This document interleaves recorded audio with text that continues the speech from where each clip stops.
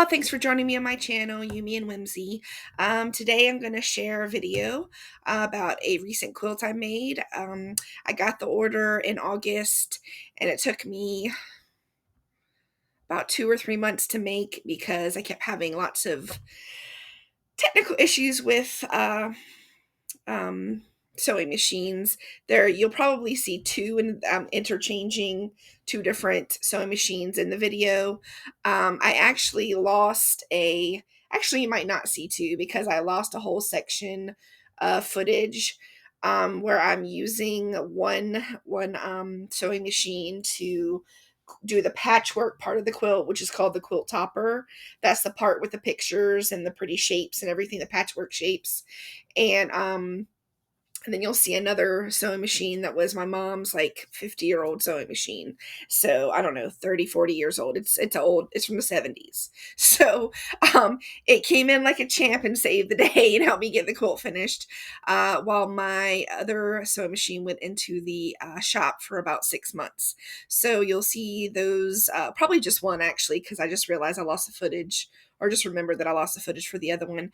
But I'm gonna talk very little during the video. I just thought you might enjoy seeing how it was made. I might talk a little bit and just tell you what I'm doing, but I hope you enjoy this content and I hope you like and subscribe to my YouTube channel. I have lots of other projects that I have completed and upcoming ones that I'll share here.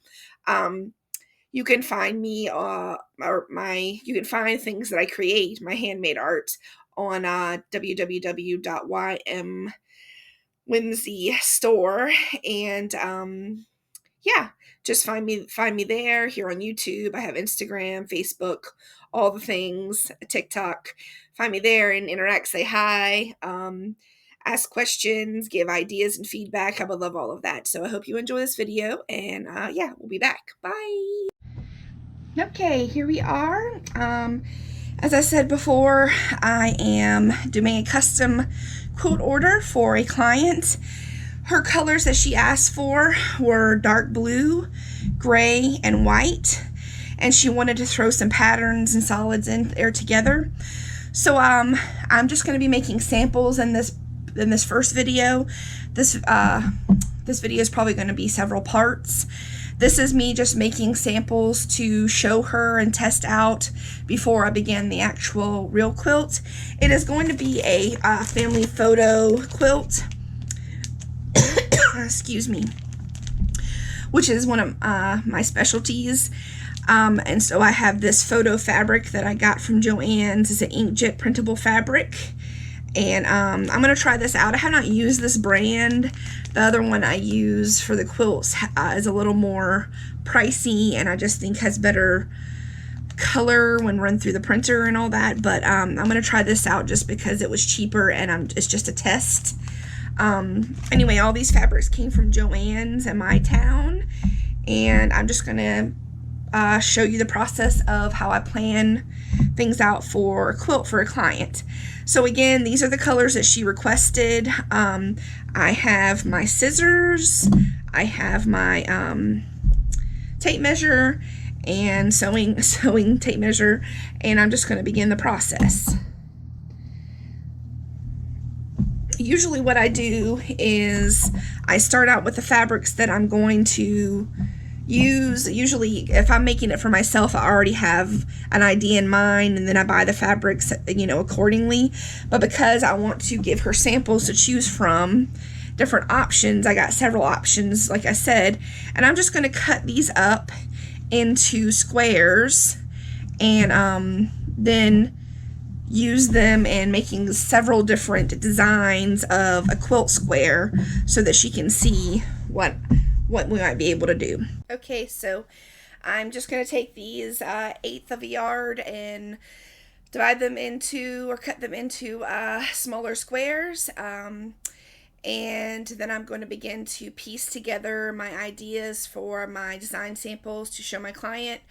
I'm just going to play a little bit of relaxing music while I go through this process. And you can see there I've already got some all cut up and ready. And I'll begin the design process.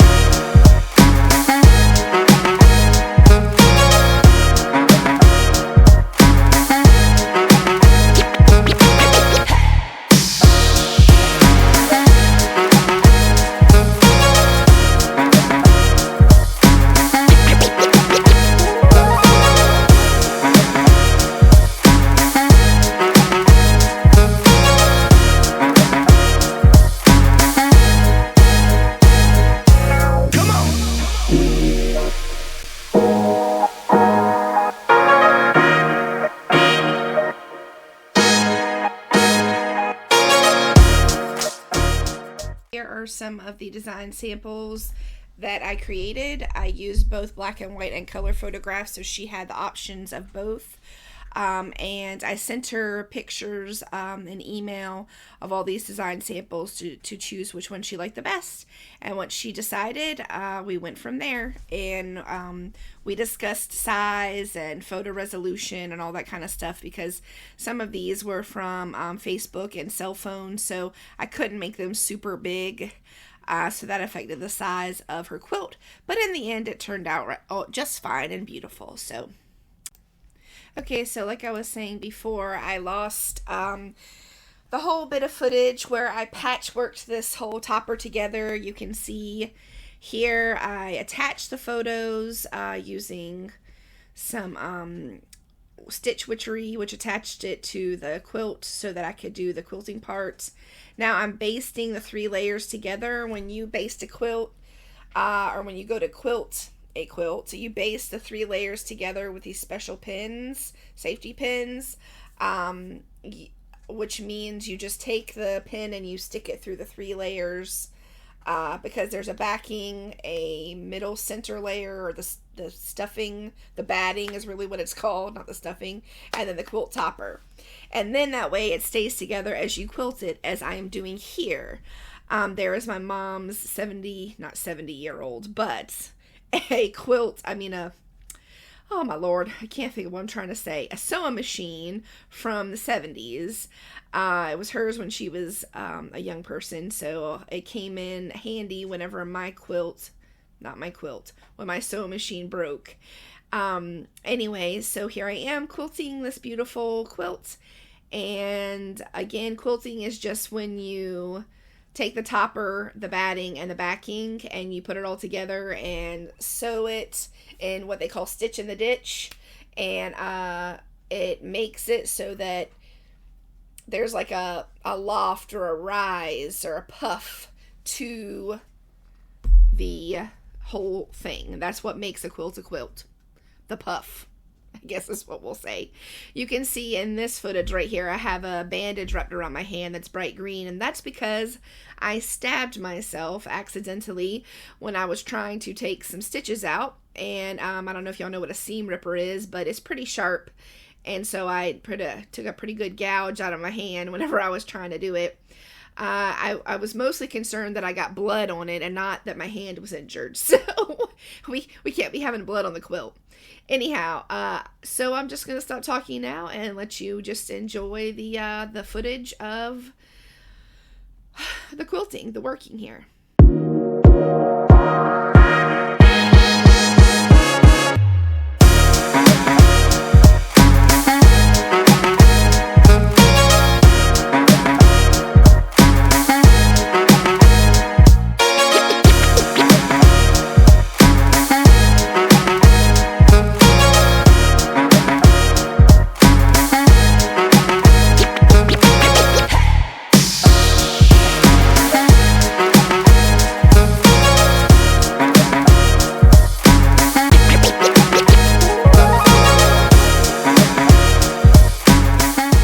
I hope you guys really enjoyed watching that. It was really meant a lot to me to make that quilt for my client. She found me at a vendor market, an artist vendor market in August, or maybe July, I don't know, July or August. And I could tell that it meant a lot to her to make this quilt. And I found out later that all the photos of her and her mom and her family and stuff, her mom passed away not too long ago, and when she opened it, she cried. She got emotional, and I got emotional too, because I too lost my father not too long ago, and it really, really meant a lot to me to make something for her that she was going to treasure and cherish for the rest of her life. And so that's really what the heirloom and memory quilts are for me, is a I don't know, a way to bring joy and happiness to someone who has suffered a loss. So I hope you, like I said, I hope you enjoyed that video. Will have some more coming soon. I will see you guys then, and I hope you have a great day. Bye.